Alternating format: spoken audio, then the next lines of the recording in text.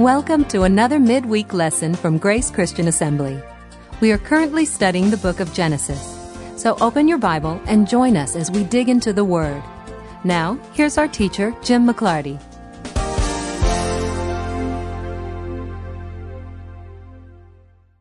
I'm going to announce this today. Please, everybody, help me remember to announce it on Sunday. I need to keep announcing it so everybody knows. We are having a baptism service on February 11th. That's a Sunday night, 6 o'clock, February 11th. At this point, we have 3 people we'll be baptizing that evening. Anybody else who is looking to be baptized, who wants to be part of that, let us know. So put it on your calendar. Be there Sunday night, February 11th. We have it up at Sovereign Grace Baptist Church in Nashville, same place we had our last baptism service. It's the same building I was ordained in. You all met Don Tyndall here on the Saturday of our homecoming weekend. Don was here speaking before Barney, and one of my just good and dear Sovereign Grace friends, and the man couldn't be more gracious. And every time he lets us use his building to do things, we always give him a gift, and he always gives it back. And so he actually said, when I said, okay, well, we'd like to have a baptism service, here's the night we'd like to do it. And he said, okay, but the stipulation is you are not allowed to give the gift to the church. You're not allowed to give me anything. Last time we did an end run around him and gave it to his wife. So I have promised and reassured Don that whatever we do will have nothing to do with the baptism service. So it's just a real funny circumstance. We keep trying to give him something, and he keeps trying not to take it. And last time I had to guilt him into it by saying, that is so ungracious of you to not take a gift that Christian people are trying to give you. And so, turn to Genesis 7. An interesting fact of human history on planet Earth is that every culture on the planet shares one thing in common. And it's very difficult to find commonality between every culture on the planet. For instance, when it comes to things like religious worship, not every culture uses totem poles, but some did. Not every culture in the history of the world used pyramids or ziggurats, but some did. Not every culture in the world has legends about 2-headed blue elephant gods, but some do. It's very hard to find something that is universal to all the cultures on the planet. And all the cultures on the planet all share a flood legend, which is very, very interesting. Why is it that every culture on the planet has somewhere in its history a flood story? Well, if the flood that we're about to read about in Genesis 7 is true and factual and genuine, if it actually occurred, then that would be a common memory among all people groups, a story that would have been handed down among every people group until it developed into the stuff of legend for them, but they all share that common memory of a flood. Now, should we take the flood story literally? You know that so far I have argued for a very literal reading of Genesis up until now, but I have based my literal approach on the expertise of others. For instance, Ezekiel, who has a tremendous batting average prophetically, Ezekiel at one point, speaking in the first person for God, speaking of God's judgment, says, even if Daniel and Job and Noah were here when I poured out this judgment, they might save themselves alive, but they couldn't save anybody else.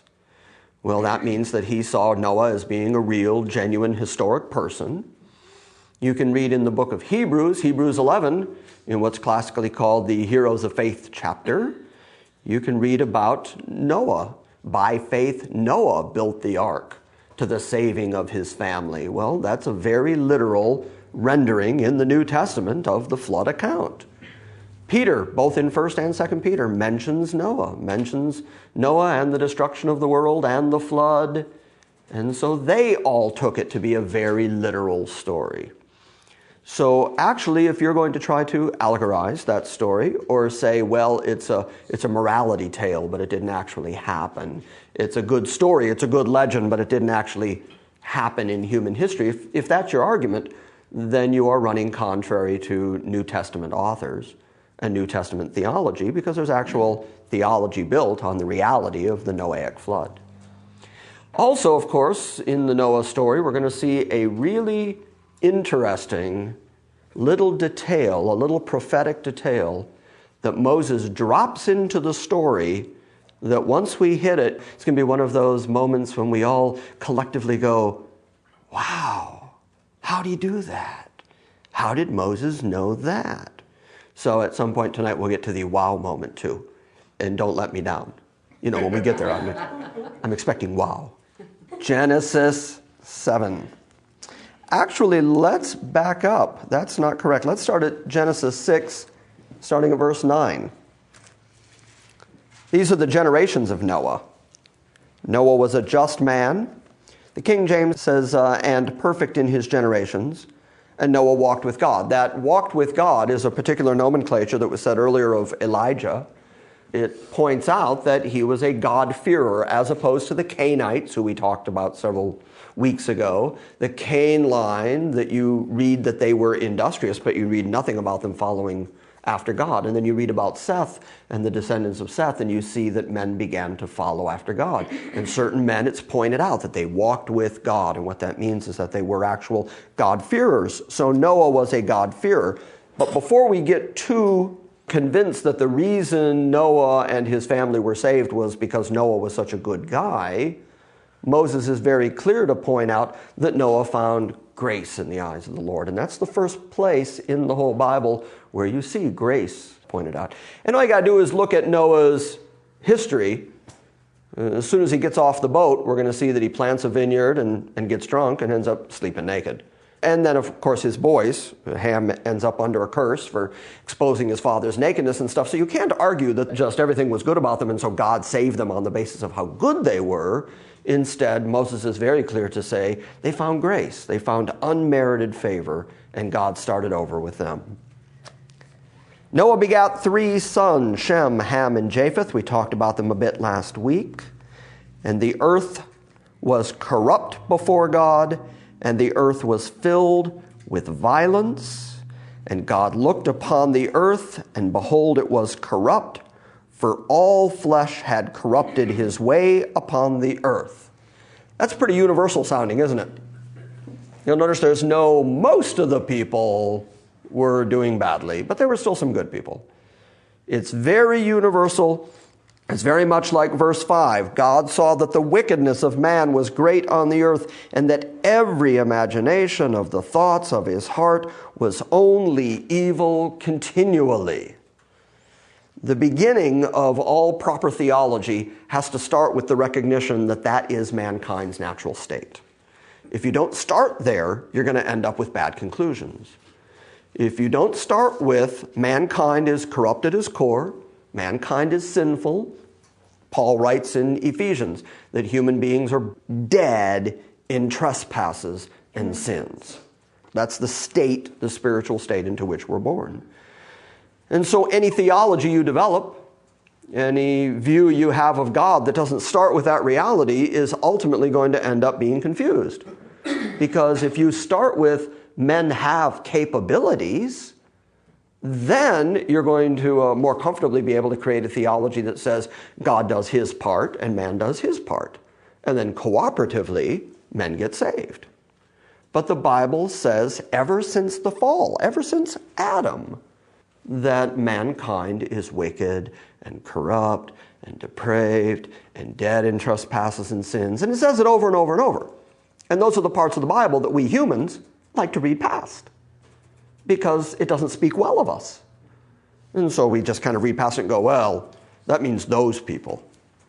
Those people were really bad. Except that you would have to show me at what juncture in human history people suddenly got good.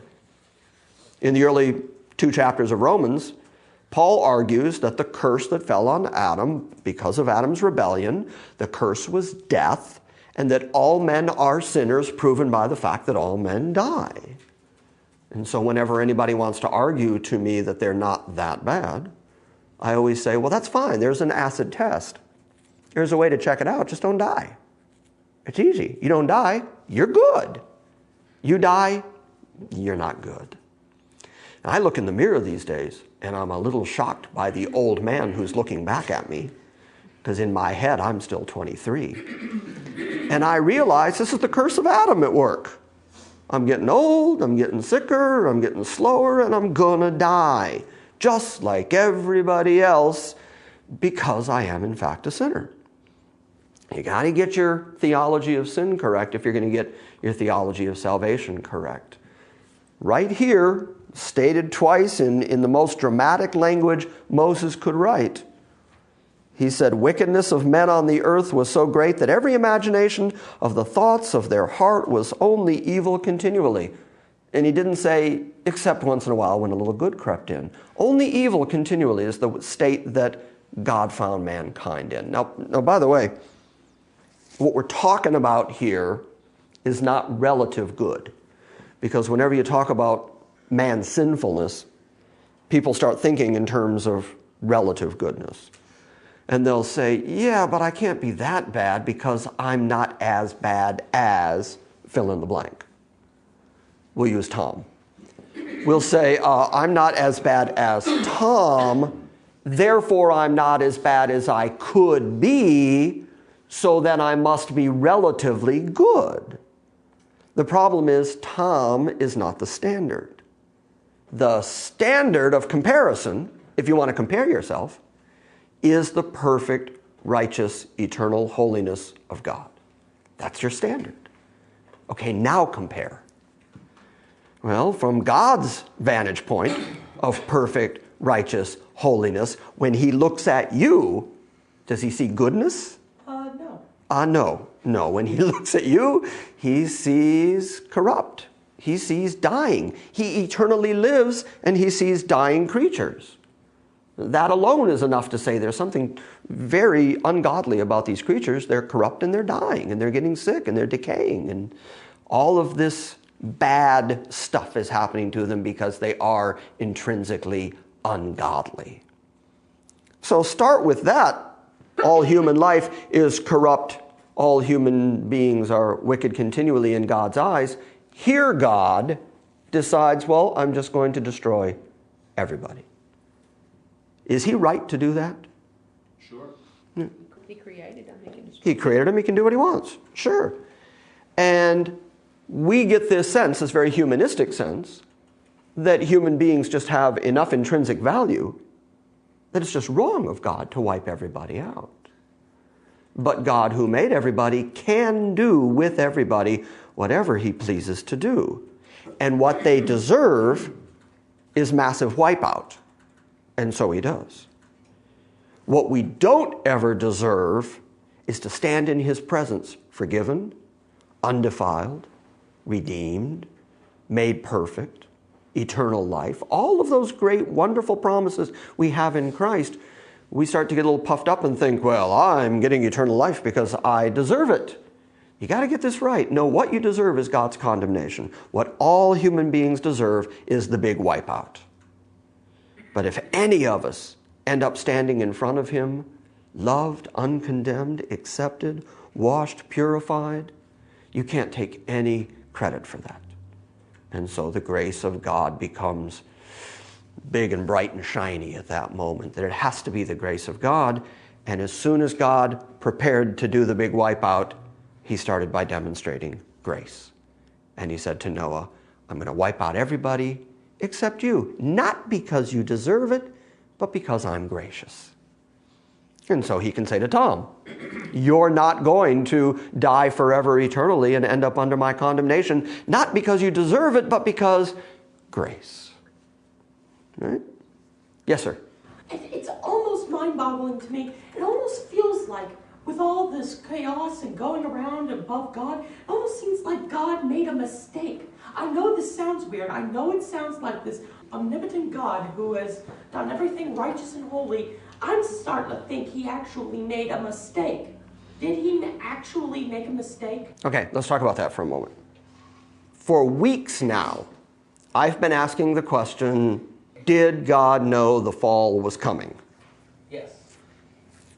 if he knew the fall was coming, and he was what you just said, omnipotent, so he had the power and the ability to stop it if he wanted to, if he didn't stop the fall and he knew it was coming, is it a mistake? No. No. Remember that all of God's creation and everything God does has one central purpose. Do you know what that purpose is?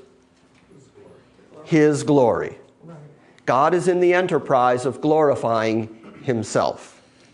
Now, if he is going to glorify his Son by giving his Son a people, if he just gives his Son holy, righteous people, they don't need a Savior. Right? Right. But if he creates beings who he knows are going to fall into corruption and then only can get into his presence by the grace and sacrifice of him and his Son, then those people are going to worship him forever, and he gets the goal, which was his glorification, right? All right. So then that's not a mistake, is it? Yeah, there's a purpose to all of it. Sorry, carry on. Okay, well, thank you, I will. And that's the thing we've got to understand about God. If you understand that God is in fact sovereign, then everything that happens in this lifetime has a purpose. I'll ask you a question, James. Mm-hmm. It's trigonometry, so I hope you're ready. No. If God is in charge, why do people get sick? Especially Christian people, people who we know he loves. God works in mysterious ways. He works in mysterious ways. But we have to assume then, since everything God does has purpose, we have to assume that even the bad stuff that happens in our lifetime has purpose, right? Well, then you can take that out to its furthest extreme and say, well, then everything that happens among mankind and on the planet has purpose. And the purpose always goes back to God's purpose of glorifying himself. All right, then answer me this question. I know we gotta get to the subject, but this is really boggling me. Say God had blessed two parents with a child who was sick in the mind from the beginning of birth. Mm-hmm. What's the purpose then? I know it's a hard question, but... No, it's okay. I can answer that question. Fortunately, because we have a sovereign God, we can answer that question. The people who have a lesser God can't answer that question. Amen. The sovereign God is able to prove that he can save anybody he wants by his grace, and that the finished work of Christ can save a person who gets so old that they don't remember their own name anymore. If salvation was dependent on you being able to maintain your faith until you die, and then you got, say, Alzheimer's disease, and you didn't know who you were or where you were, then you end up in God's judgment simply by the fact that you got this disease, that you had nothing to... How cruel of God to then have to condemn you because you couldn't keep up your faith. But the God of the Bible is the God who can save somebody who doesn't know their own name. He can save a child who can't ever really grasp faith. Someone in a coma. Someone in a coma. He can save whoever he wants because the finished work of Christ is sufficient to save all those God chooses to save. And I think, since Paul argues in Romans that he can, from the same lump, make one vessel unto honor and another unto dishonor, that God is in that process of saving the wretches of the earth. The base and weak things. The base and weak things. Well then, if he can save someone as depraved as me, and also save a child who has so many mental handicaps that they can't even grasp who Jesus is, think what glorious vessels of God's grace they are when they get to stand in his presence whole and complete and healed, and God will be able to say, these people could not save themselves. Everything was working against them. I saved them completely and utterly by my grace. I think that's a huge trophy to God's grace. Mm-hmm. And then you got me teary-eyed. And on the other side of that too, you see God's faithfulness and the truthfulness of his word when he warns of the consequences of sin in the world. Yeah. And it leaves the world in a tailspin groaning until the day of redemption. Yeah. And we see the effects of the fall in all kinds of ways. And in various degrees in our lives. It's true. Not the least of which is that we have to get up and go to work every day. Yeah, and as yeah. John Piper has mentioned a few times, this is one way that God gets our attention. Yeah, that's right. Yes, sir, Larry. I have a son that's 15 months old that was diagnosed with liver cancer this last year. And one of the things that I can say, that's something that you kick against as a parent, seeing children suffer, especially when you're children. I know. But God uses those things, like for me, He's used it in a way that I'm a lot more humble and close to Him than I used to be too. And you see His mercy and grace in that too. And it's a tough, those are tough questions. I bet. But when you live that, it becomes not just theological talk and things like that. When you really live that, that's why the theology is so important, is because you've got a sovereign God that really nobody else can offer you that with. If it's an accident, you're hopeless. But when you can see the purpose going through that, I mean, honestly, you become a lot closer to God. And we fail a lot during those situations too. And there's grace even there. I mean, it's just everywhere. It really is. It's an amazing thing. So. Yeah. That's pretty well put, wasn't it? Yeah. I'm done here tonight. We can close up and go home now. Yeah, Carol? Yeah, I totally understand you coming from. I lost a child at 7 weeks of age. And it really does humble you. And you either go toward God or you go the other way. Mm-hmm. And in my situation, the day he died, I went to the Bible. Yeah. So there's... David is called a man after God's own heart in the Bible. And the baby he had with Bathsheba, God took from him. So you've got to recognize that a sovereign God brings those kind of trials into the lives of people He loves. And David wrote in the Psalms, "Blessed men go through valleys of weeping." That's a reality in the blessed life. It doesn't mean that God has turned from you. It means that somewhere in His purpose, this valley serves His purpose. And I just want to add one thing too, and also my son is fine. He had a tumor the size of a baseball in his liver when he weighed 19 pounds. Oh my! Now he's cancer free. Oh, So he's fine and everything's fine. And I wasn't saying that. The reason there's grace there as well. And sometimes God does choose to heal, and other times He doesn't. But when you're in the middle of that valley there, you realize your own mortality. There's just a lot of things that happen to you there, and you really do realize that He is God's child first.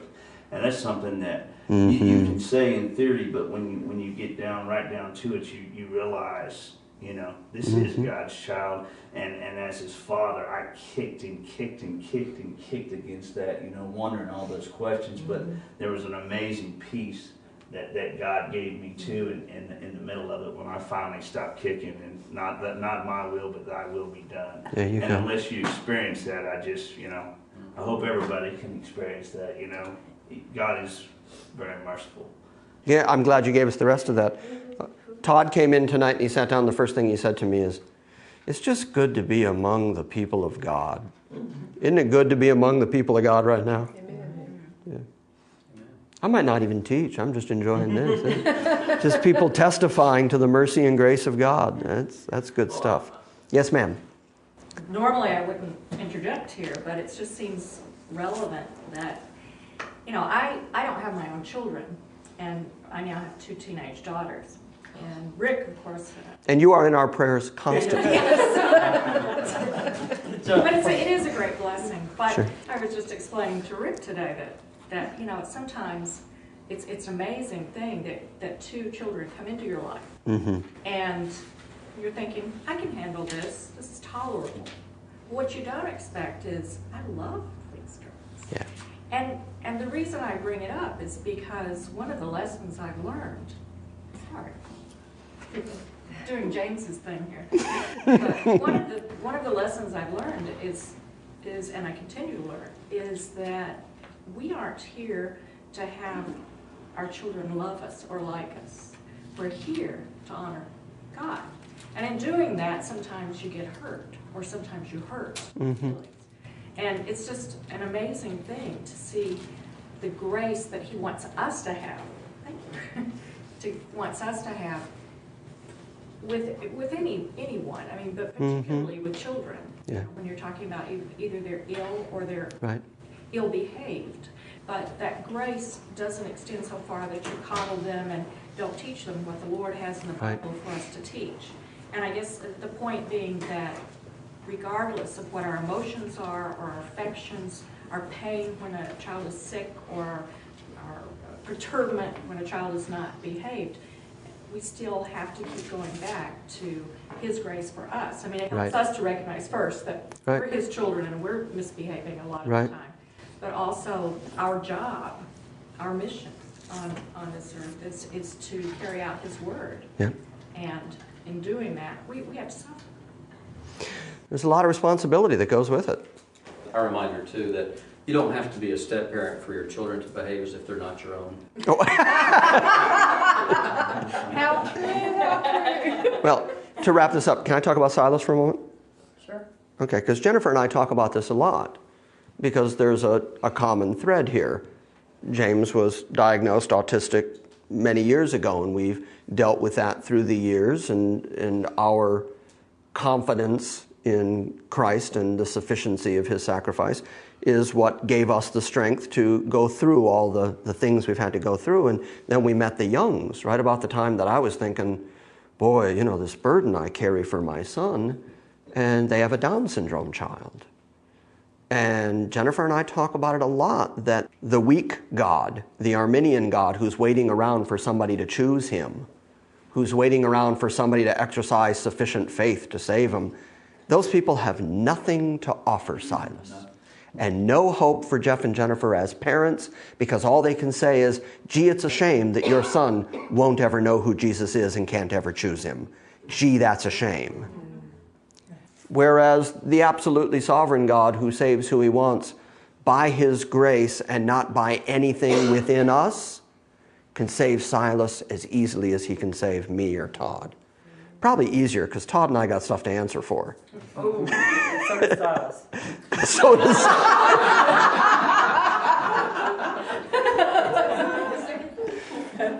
All right.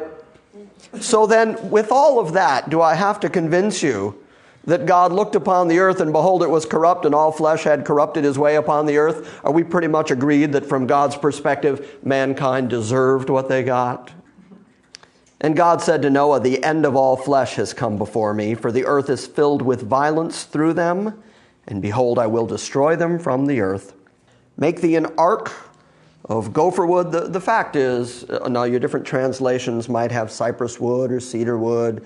It's an old Hebrew word there that's kind of been lost to antiquity. They know it's some kind of wood, but gopher wood is what the King James went with. Rooms you will make in the ark for it. And oddly enough, the word rooms there is actually a Hebrew word for nests, which I think is kind of interesting.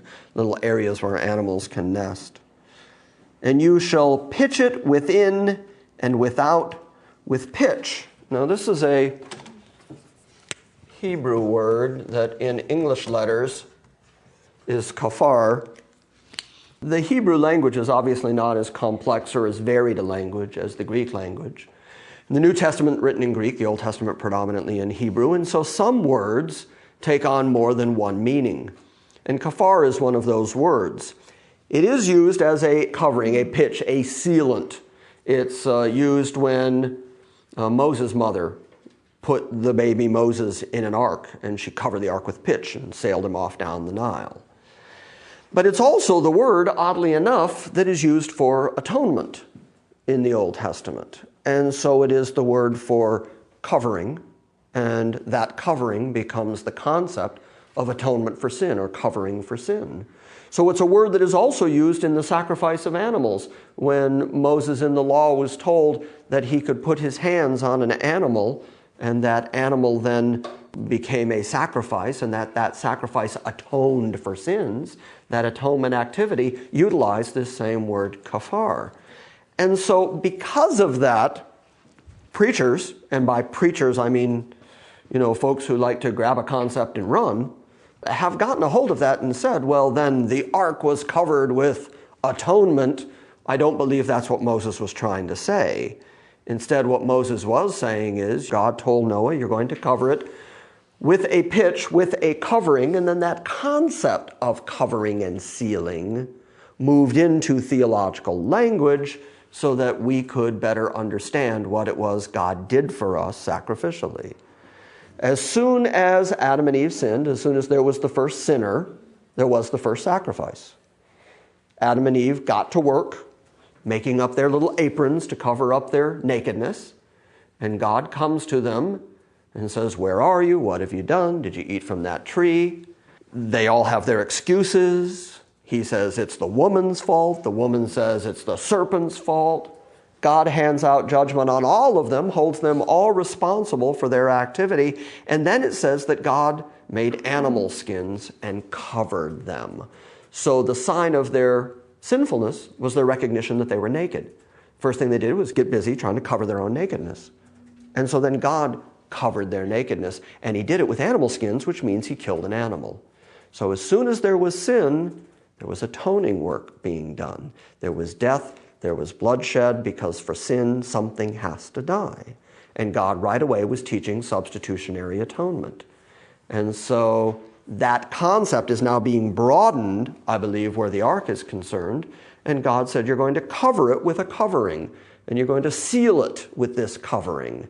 And everybody who's safe and going to go through the judgment is going to be inside this ark, and they're going to be sealed, and they're going to be covered, and they're going to be okay in the judgment.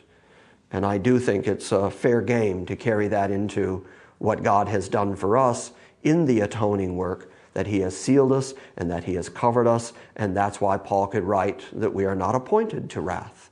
We're never going to fall under the wrath of God because we've been sealed and we've been covered.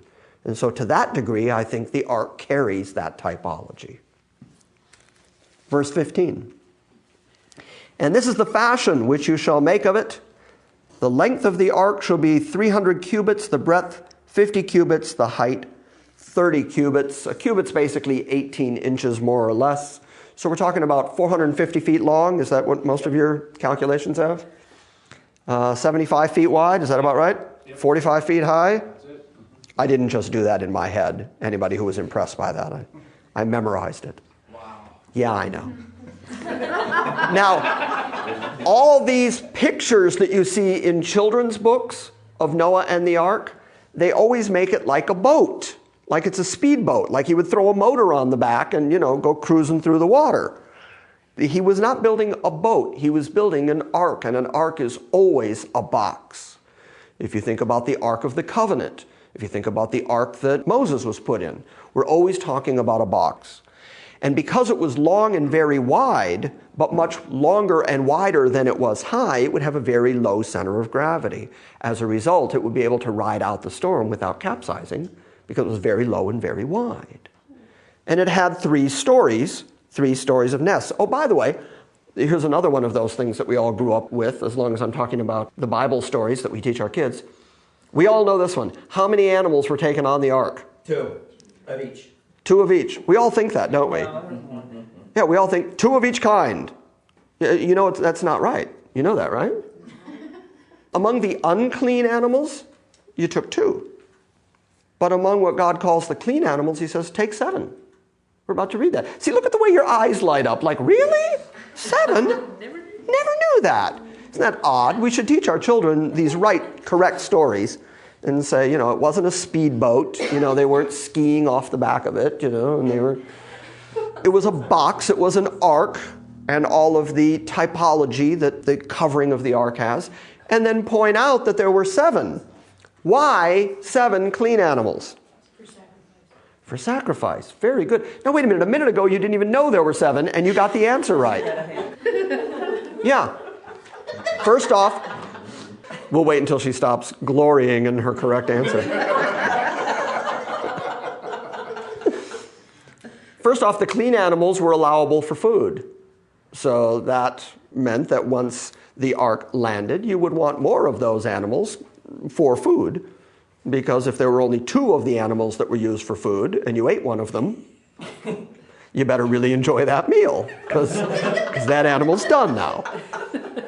and also for sacrifice. As soon as Moses gets off the boat, he sacrifices. Now, to me, that just speaks loud and clear, because Cain and Abel.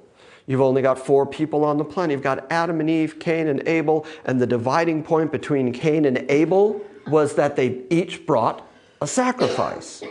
Where did human beings this early on get this idea that God wanted sacrifices? Why did human beings right away, as soon as there was sin, start bringing things to God, start bringing sacrifice to God? Yes, that he killed an animal to clothe them. I mean, right away, God is teaching sacrifice. And that concept of sacrifice never changes in the Bible, that God expects sacrificial response for everything that he has done. The difference is that in the New Covenant, in the New Testament, Paul now says that everything you have and everything you are ought to be sacrificed, and writes in Romans 12 that you are now to bring your body to God as a living sacrifice. Brand new idea, because sacrifice always meant dead. Sacrifice always meant kill. It always meant blood. And he said, now that we've come to God through Christ, this new living way, that we are to bring our bodies to God as living sacrifices. And then he uses this wonderful phrase where he says, which is your reasonable service. Like, God isn't asking anything unreasonable of you, to expect everything from you, and to expect that your whole life would be laid down in front of God, a living sacrifice, which is your reasonable service. And by the way, as long as I'm on it, the word reasonable there is the Greek word from which we get logic. He says this is just logical, that if God has done everything he's done for you, then he has every right to expect everything from you. And that concept goes all the way back here, Cain and Abel, bring to God. And God, preparing for that, says, take 2 of each animal, but take 7 of the clean ones. And then Noah gets off the boat, and the first thing he does is sacrifice to God. Sacrifice is a constant through the Bible. Carol. What's the significance of 7? 7 is the number of completion. I don't put a whole lot of stock in biblical numerology, but there are certain numbers in the Bible that play out so consistently. 7 is the number of completion. 6 is the number of man. 1 is the number of God always. You take the number of man, which is 6. You take the 1 that is God. You put them together, you get completion, 7. Throughout the book of Revelation, 7 is used as a number of completion. There are certain numbers like that. 5 is almost always a number of grace throughout the Bible. 2, the number of adequate witness. 3 is the number of the Trinity. Those you can see play out pretty consistently. So that's the significance of 7. Verse 17, I think, is where we are. No, verse 16. We may not get to the wow moment tonight, just so you know, which means you'll have to come back next week. So, yes, ma'am. What does the number 4 mean? Because you went 1 through 7. You didn't say... I'm sorry. 4 is usually the number of the whole earth. The 4 winds, the 4 compass points, the 4 corners of the earth, all of that is used consistently of number 4. Thank you. Okay, no problem. Verse 16, a window shalt thou make in the ark, and in a cubit you shall finish it above. So it was a window up above, not on the sides. And the door of the ark you shall set in the side thereof. With lower, second, and third stories you will make it. And behold, I, even I, do bring a flood of waters upon the earth to destroy all flesh, wherein is the breath of life from under heaven, and everything that is in the earth shall die. But with thee will I establish my covenant. The reason that is so important is it's the first place in the Bible where the word covenant is stated.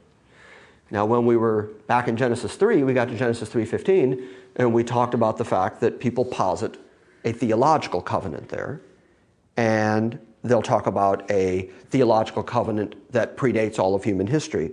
Talk about the covenant made between the Father and the Son, that the Son would be the lamb slain, and that he would come and sacrifice himself in exchange for which he would have a people, and the Father would glorify him, all of which is true that plays out in history, but I don't like using biblical theological terminology like covenant for things the Bible doesn't identify as a covenant.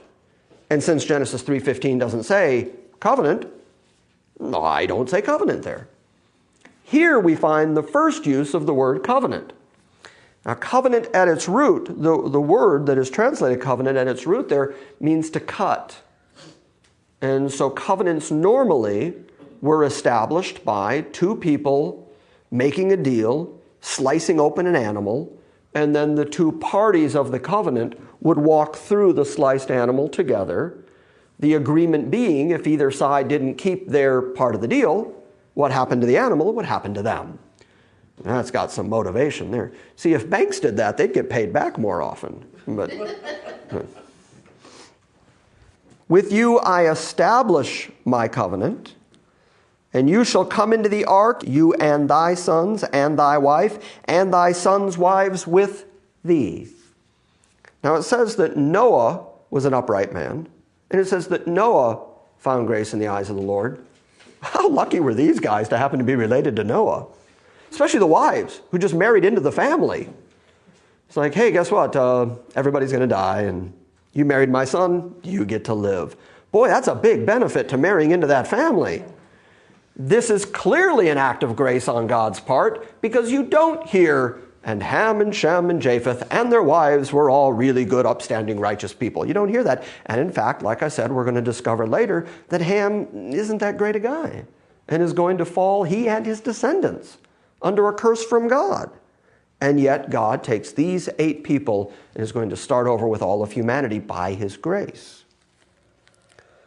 Verse 19, and of every living thing of all flesh, 2 of every sort shalt thou bring into the ark to keep them alive with thee, and they shall be male and female, of fowls after their kind, and of cattle after their kind, and of every creeping thing of the earth after his kind, 2 of every sort shall come unto thee to keep them alive. That's very interesting language, because God didn't say, now you need to go out and find 2 of every animal, which is the way it's so often pictured.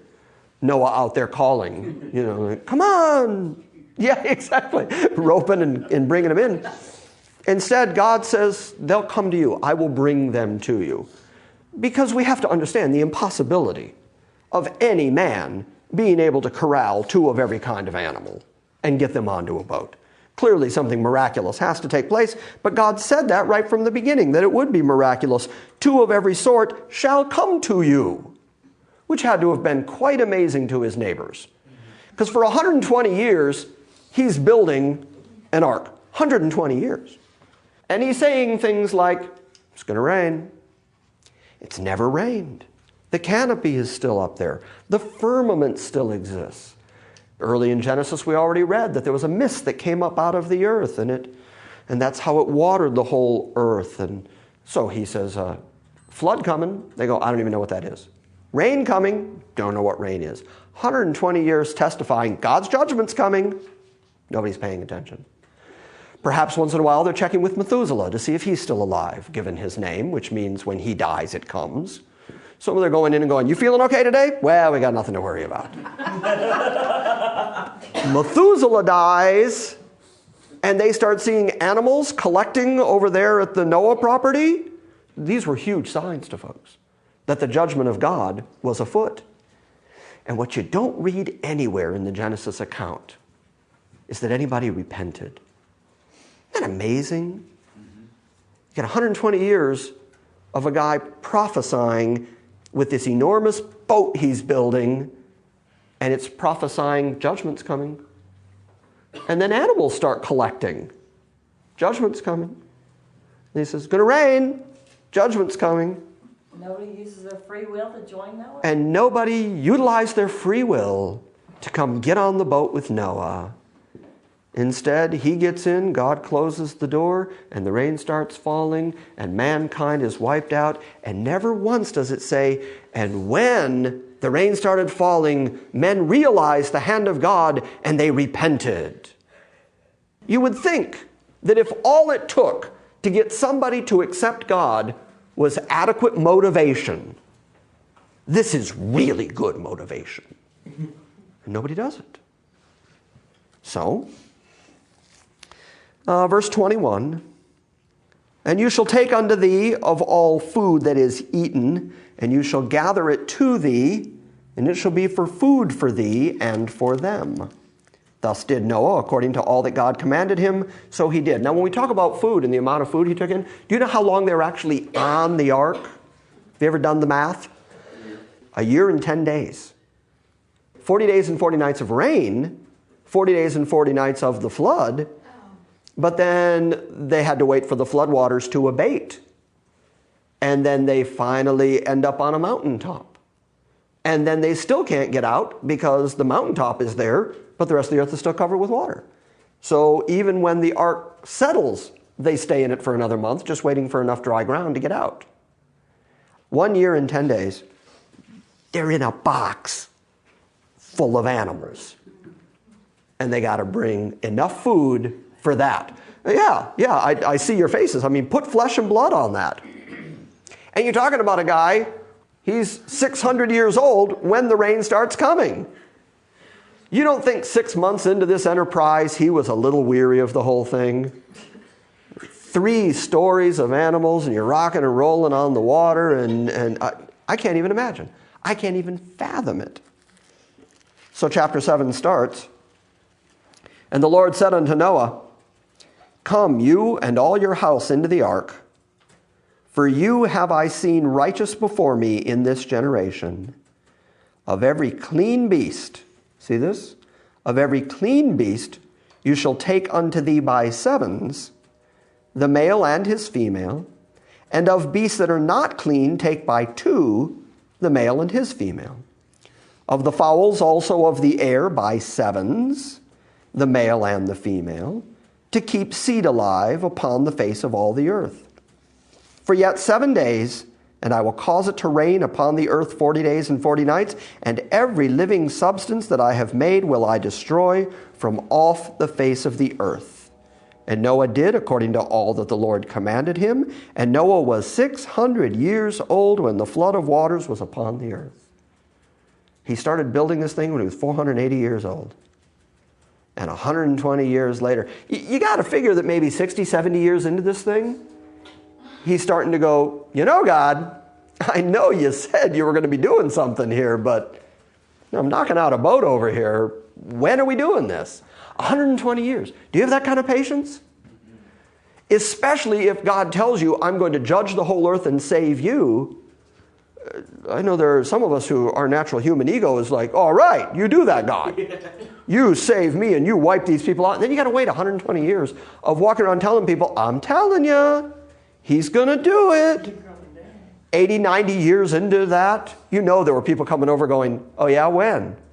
We've been waiting, not seeing that judgment thing. He has to keep building against all odds, believing that God is going to do it. Finally, God says, okay, 7 more days, and I'm going to do it. He gives them a week's warning, and I'm going to do this. 40 days and 40 nights, I'm going to destroy everything. Noah did according unto all that the Lord commanded him. And Noah was 600 years old when the flood of waters was upon the earth. And Noah went in, and his sons, and his wife, and his sons' wives with him into the ark because of the waters of the flood. Of clean beasts, and of beasts that are not clean, and of fowls, and of everything that creepeth upon the earth, they went in 2 and 2 unto Noah into the ark. That's the hand of God. It doesn't say Noah went out there and got him by 2s and roped him in there. Can you imagine this parade? God just bringing animals into the ark. The male and the female as God had commanded Noah.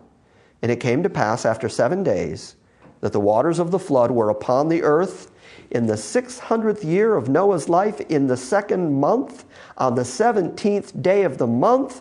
The same day were all of the fountains of the great deep broken up, and the windows of heaven were open, and the rain was upon the earth 40 days and 40 nights. Now, it's very interesting that Moses, who probably wrote Genesis by all best accounts, so he would have been writing roughly 1,400 years prior to Christ, but he's writing about what happened during the time of Noah, and he starts setting dates. He tells us that it happened in the 600th year of Noah's life in the 2nd month on the 17th day of the month. That's awfully specific if he's just trying to pass on a legend. But he's also setting you up for something. So let's see if I can get to it, and then we'll call it a night, because this is great. In the selfsame day entered Noah and Shem and Ham and Japheth, and the sons of Noah and Noah's wife and his 3 sons of his wife. All of them went into the ark, they and every beast after his kind, and all the cattle after their kind, and every creeping thing that creeps upon the earth after his kind, and every fowl after his kind, every bird of every sort. And they went in unto Noah into the ark, 2 and 2 of all flesh, wherein is the breath of life. And they that went in male and female of all flesh, as God had commanded him, and the Lord shut him in. So God closed the door, sealed it up. And the flood was 40 days upon the earth, and the waters increased, and it bore up the ark, and it was lifted up above the earth, and the waters prevailed, and were increased greatly upon the earth, and the ark went upon the face of the waters. And the water prevailed exceedingly upon the earth, and all the high hills that were under the whole heaven were covered. 15 cubits upward did the water prevail, and the mountains were covered. And all flesh died that moved upon the earth, both of fowls and of cattle and of beasts, and of every creeping thing that creeps on the earth, and every man, all in whose nostrils was the breath of life, and all that was in the dry land died. And every living substance was destroyed, which was upon the face of the ground, both man and cattle and creeping things, and the fowls of the heavens. And they were destroyed from the earth, and Noah only remained alive, and they that were with him in the ark. And the waters prevailed upon the earth for 150 days. And God remembered Noah, and every living thing, and all the cattle that were in the ark. And God made a wind to pass over the earth, and the waters were assuaged. The fountains also of the deep and the windows of heaven were stopped, and the rain from heaven was restrained, and the waters returned from off the earth continually, and after the end of 150 days the waters were abated. And the ark rested, this is fascinating, and the ark rested in the 7th month of the 17th day of the month upon the mountains of Ararat, which is in the Caucasus Mountains. Why did Moses bother to tell us that on the 17th day of the 7th month the ark rested, other than to tell us how long the flood went? Why that date? Now you got to do a little bit of Bible history. In Moses' time, Moses would have been working from a civil calendar. And so when he wrote about the 7th month, he would have been writing about what was classically known as the Hebrew civil calendar, which was borrowed from the Egyptian and Babylonian calendars around them. But during the time of the Exodus, which Moses led, God told Moses that on a certain night they were all going to eat a meal. They were going to eat a Passover lamb together. Every family was going to sacrifice a lamb, and they were going to eat it in haste. And they were going to eat it fully dressed, with their shoes on, with their staff in hand, ready to go. And he said, you're going to do that on the 14th day of this month, which was the month of Nisan, which was the 7th month of the civil calendar. And God very specifically says to them in the Exodus, now this month will be the first month for your calendar. And God takes the month of Nisan and moves it to the beginning of the Hebrew calendar, so it becomes known as the Hebrew religious calendar.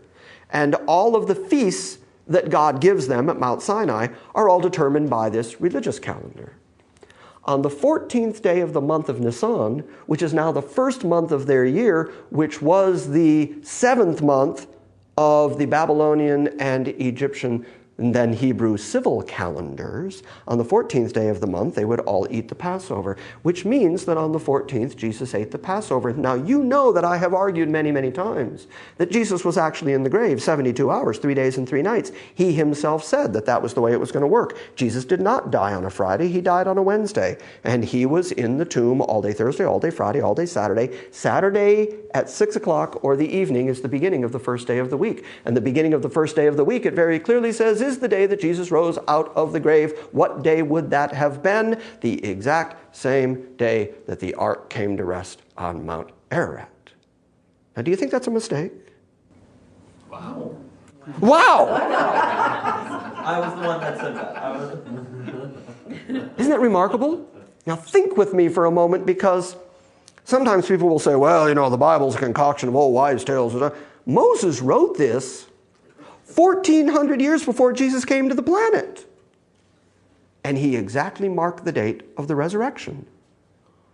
And God marked it by making that the day that the people who were under the covering came to rest.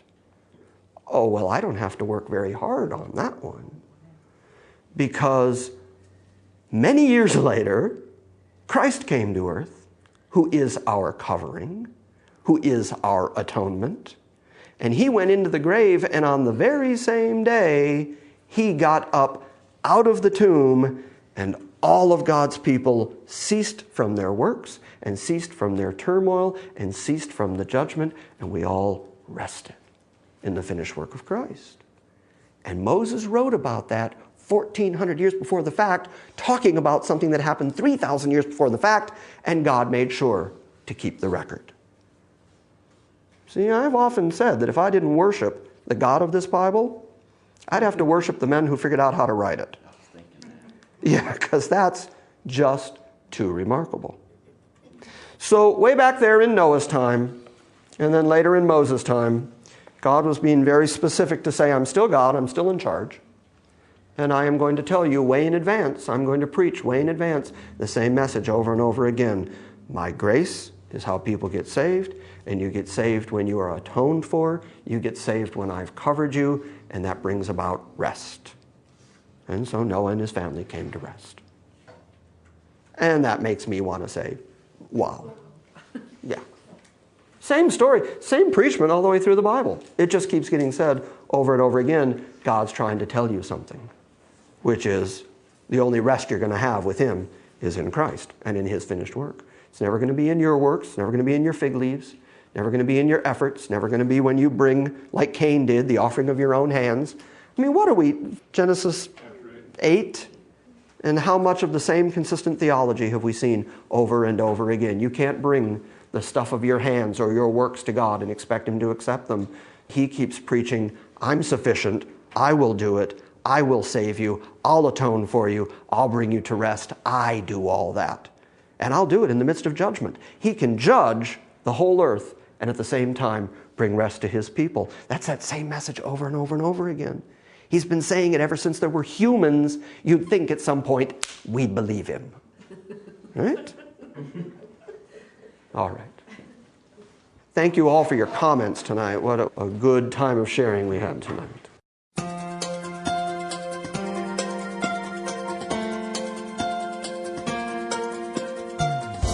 Thank you for joining us for this week's lesson. If you would like more information about Grace Christian Assembly or the teaching of God's sovereign grace, please visit us on the World Wide Web at salvationbygrace.org